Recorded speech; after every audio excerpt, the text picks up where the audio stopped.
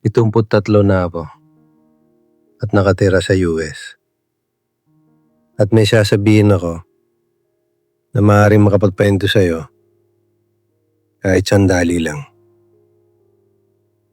Sa mahabang panahon, akala ko tama ang lahat.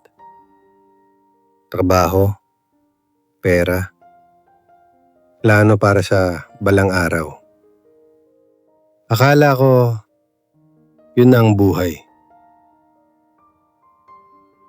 Pero ngayon, sa edad na ito, may isang katotohanang malinaw na sa akin. May mga kasinungalingang tahimik nating tinatanggap dahil komportable sila pangiwalaan. Hindi ko ito sinasabi para magturo o magmukhang marunong. Sinasabi ko ito dahil kaunti na lang ang oras ko. At kung makikinig ka ngayon, baka hindi mo na kailangan maunawaan ito kapag huli na. At bago ko sabihin ang susunod, kailangan mong maintindihan kung paano ako namuhay noon. Hindi ako tamad, hindi rin pabaya. Sa totoo lang, ginawa ko ang lahat ng itinuro sa amin bilang mga Pilipino. Lalo na makarating ako rito sa US. Magtrabaho ng tahimik, magtiis, mag-ipon, unahin ang pamilya. Ganoon ang buhay ko noon. Maaga akong gumigising, mahaba ang oras ng trabaho. At kapag umuwi ako, pagod na ang katawan ko. Sinasabi ko sa sarili ko, ganito talaga, para sa kinabukasan. May bahay ako, may trabaho, may respeto sa komunidad. Kapag may nagtatanong kung kumusta ako, lagi kong sagot, okay lang, blessed. Pero sa loob-loob ko, may katahimikang hindi ko may paliwanag. Parang araw-araw ay pare-pareho. Gising, trabaho, uwi, tulog. Paulit-ulit. Hindi ko tinanong ang sarili ko kung masaya ba ako. Hindi uso ang tanong na yon sa amin. Ang mahalaga, may trabaho, may naipapadala, may napapatunayan. Iniisip ko noon, may oras pa naman ako. Kapag stable na ang lahat, kapag mas malaki ng ipon, kapag mas maayos ng buhay sa Amerika, doon ko naasikasuhin ang sarili ko. Doon ko nahahabulin ang mga bagay na gusto ko. Pero habang abala akong hinahabol ang tamang buhay, may mga bagay na dahan-dahang nawawala. Mga usapang hindi natuloy.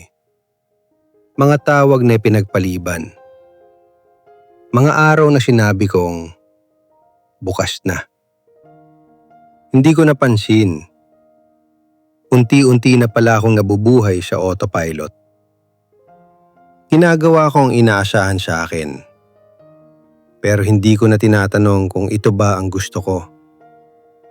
At ang masakit, akala ko normal lang yon. Akala ko, ganito talagang buhay ng isang Pilipino sa abroad. Trabaho muna, buhay mamaya. Hanggang sa isang araw, may nangyari na hindi ko inaasahan. At doon, biglang huminto ang lahat. Karaniwang araw yon, walang espesyal, parehong oras, parehong trabaho. Nasa loob ako ng gusali, nakaupo, nakikinig. Pero hindi talaga nakikinig. Bigla ako naramdaman ang bigat sa dibdib ko. Hindi sakit agad, parang may humigpit, parang may pumipisil mula sa loob. Akala ko pagod lang. Akala ko stress. Ilang taon ko ng kaibigan ng dalawang yon, pero hindi ito tulad ng dati. Naging mabagal ang paghinga ko. Parang kulang ang hangin, kahit humihinga naman ako. Sinubukan kong tumayo, pero umikot ang paligid. Ang huling malinaw ko naalala, may taong humawak sa braso ko. May boses na nagsabing, "Okay ka lang ba?" Pagmulat ko ng mata, nasa ospital na ako. Maliwanag ang ilaw. Tahimik ang paligid. May tunog ng makina sa tabi ng kama. May mga tubo sa braso ko. May monitor sa itaas. At sa gilid, nakaupo ang asawa kong babae. Tahimik. Nanginginig ang kamay. Hindi siya umiiyak. Mas nakakatakot yun. Sinabi ng doktor, cardiac event. Magandang termino. Malinis pakinggan. Pero ang ibig sabihin lang noon, muntik na ako mamatay. Sinabi rin nila, lucky ka. Lucky. Habang nakahiga ako roon, hindi ko naramdaman ang swerte. Ang naramdaman ko, katahimikan. Walang trabaho. Walang schedule. Walang kailangang patunayan. Unang beses sa napakahabang panahon, wala akong tinatakbuhan. At doon, sa pagitan ng mga tunog ng makina, may isang tanong na pumasok sa isip ko. Kung natapos ang lahat noong araw na yon, ano ang naiwan ko? Hindi titulo. Hindi overtime. Hindi papuri. Mga bagay lang na akala kong mahalaga. Naalala ko ang mga tawag na hindi ko sinagot. Ang mga araw na sinabi kong pagod ako. Ang mga planong ipinagpaliban ko dahil may oras pa. Sa kama ng ospital na yon, unang beses kong inamin sa sarili ko. Hindi ako nabuhay ng mali. Pero hindi rin ako nabuhay ng buo. At ang mas nakakatakot, handa na sana akong bumalik sa dati. Bumalik sa parehong schedule, parehong dahilan, parehong palusot. At doon ko naintindihan na ang tunay na panganib ay hindi ang muntik na mamatay, kundi ang mabuhay muli na parang walang nangyari. Pagkalabas ko ng ospital, akala ko tapos na lahat. Akala ko sapat na ang nakaligtas ako. Akala ko sapat na ang pangakong mag-iingat na ako. Pero may isang kasinungalingang bumungad sa akin. Isang kasinungalingang matagal ko nang pinaniniwalaan. May oras pa. Yan ang sinabi ko sa sarili ko. Sa loob ng maraming taon, may oras pa para magpahinga. May oras pa para sa pamilya. May oras pa para sa sarili ko. Hindi ko na malayang yan pala ang pinakamapanganib na iniisip ng tao. Dahil kapag sinabi mong may oras pa, ibig sabihin, hindi ngayon. At kapag hindi ngayon, madalas, nagiging hindi kailanman. Pagkatapos ng atake sa puso, bumagal ang buhay ko sandali. Mas maingat ako. Mas tahimik. Mas mapagmasid.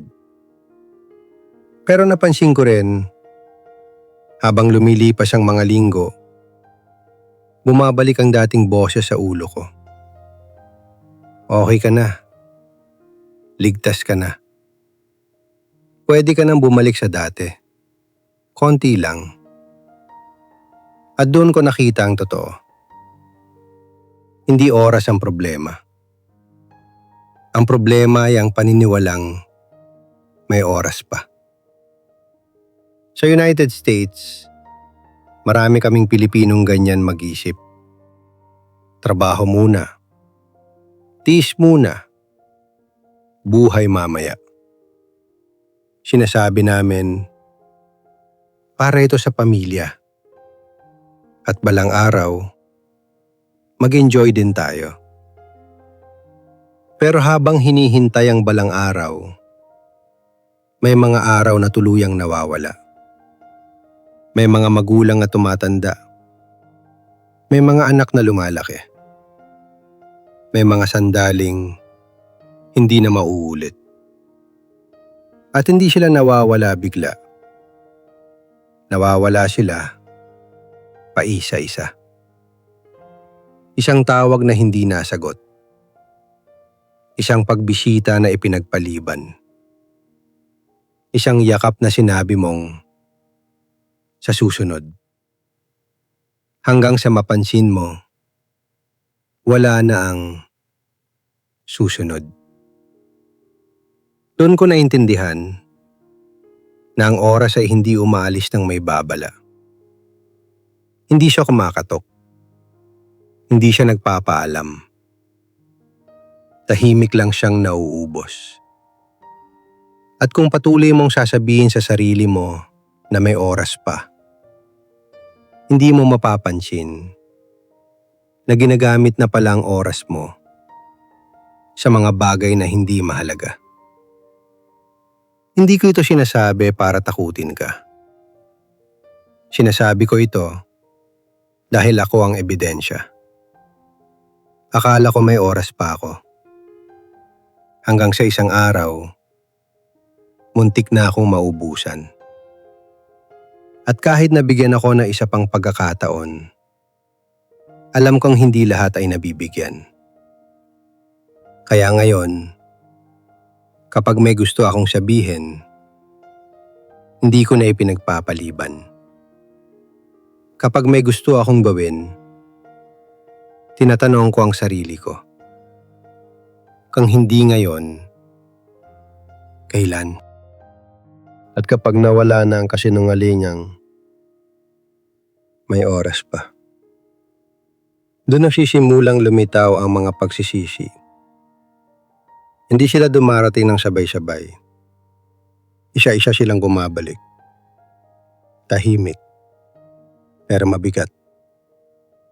Hindi ko pinagsisisihan ang mga maling desisyon sa trabaho. Hindi ang mga pagkakataong nabigo ako. Ang mas masakit, ang mga hindi ko ginawa. Ang mga tawag na sinabi ko mamaya na lang. Ang mga pagbisitang ipinagpaliban ko dahil pagod ako. Ang mga pag-uusap na dapat sana'y mahaba, pero pinaikli ko. Naalala ko ang mga gabi na umuwi akong huli. Tahimik ang bahay. May ilaw sa kusina, pero hindi ako umupo. Sabi ko sa sarili ko, bukas na lang. Bukas na lang makikinig. Bukas na lang magtatanong. Bukas na lang magpapakita.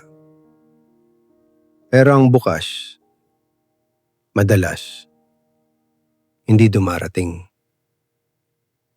May mga kaibigang unti-unting nawala. Hindi dahil may away, kundi dahil walang oras. May mga relasyon na humina. Hindi dahil may galit, kundi dahil may distansya. At may mga sandaling hindi ko na mababalikan. Ang mga tawanan na napalitan ng katahimikan. Ang mga yakap na hindi ko naibigay. Ang mga salitang dapat sinabi ko, pero ipinagpaliban ko. Kapag tumatanda ka, hindi ka hinahabol ng mga maling ginawa mo. Hinahabol ka ng mga hindi mo pinili. Ang mga daang hindi mo tinahak. ang mga desisyong natakot kang gawin. Ang mga pangarap na sinabi mong hindi na mahalaga. Pero mahalaga sila. Noon pa man. At ang masakit, malalaman mo lang yon kapag kaunti na ang natitira. Sa gabi, kapag tahimik na ang lahat, doon sila bumabalik. Hindi para saktan ka, kundi para ipaalala sa'yo na may mga sandaling hindi na mauulit. Hindi ko sinasabi to para gawing mabigat ang pakiramdam mo. Sinasabi ko ito dahil totoo ito. At kung may natutunan ako, ito yon. Ang oras na ipinagpaliban mo sa mga mahalaga, hindi na bumabalik. Maaari kang gumawa ng mas maraming pera.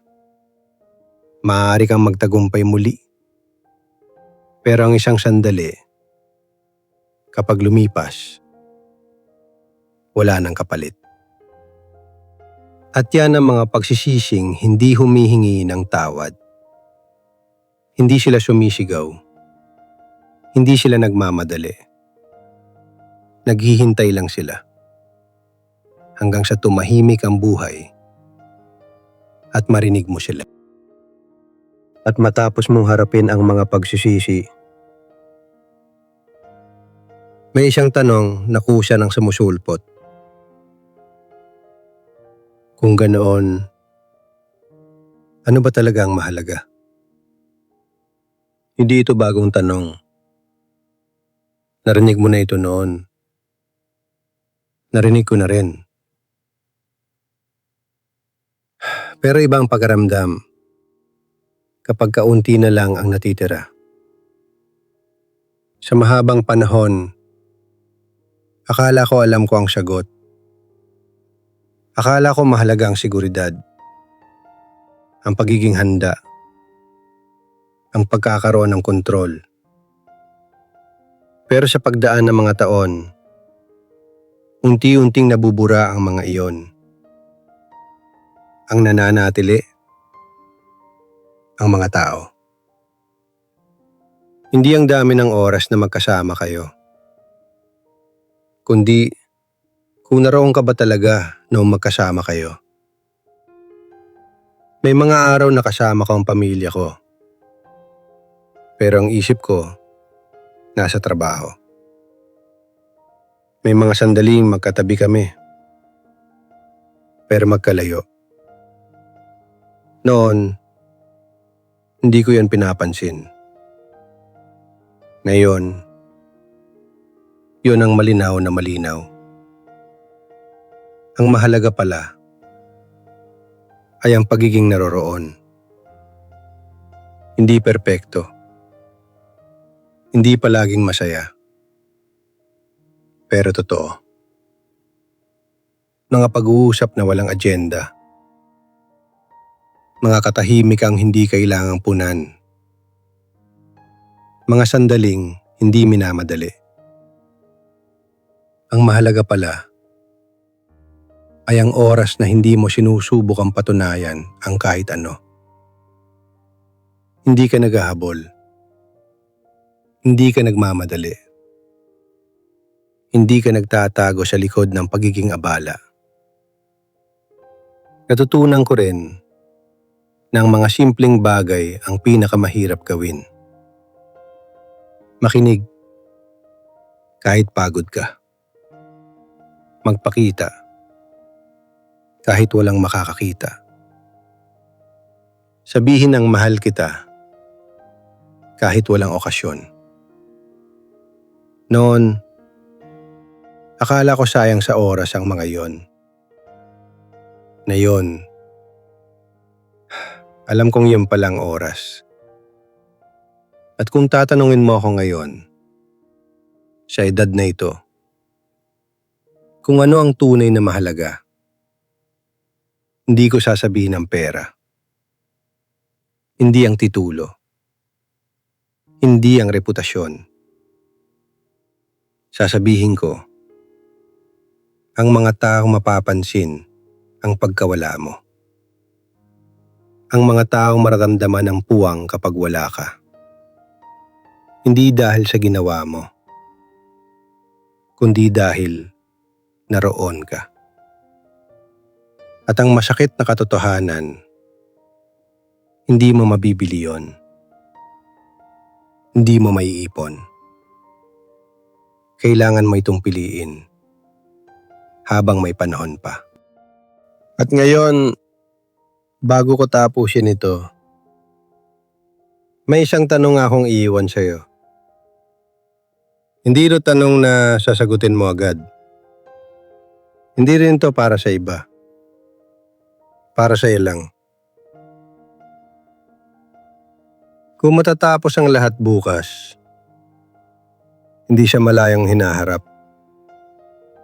Hindi balang araw, kundi bukas. Masasabi mo bang nabuhay ka ng buo? Hindi kung gaano ka kasipag. Hindi kung gaano karami ang naipon mo. Hindi kung gaano ka kahanga-hanga sa mata ng iba. Kundi kung naroon ka ba sa mga sandaling mahalaga. Kung nakinig ka ba nang may nagsasalita? Kung nagpakita ka ba nang may nangangailangan?